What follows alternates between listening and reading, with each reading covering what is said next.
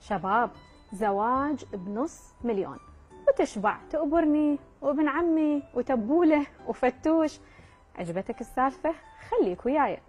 تروح لسوريا وبالتحديد للريف، تقعد هناك وتسأل منو عنده بنية للزواج. طبعا يكونون من عائلة محترمة من أخواننا السوريين. تقضي لك بالزايد شهر، تلقى بنت الحلال أحسن لك من هالغلا.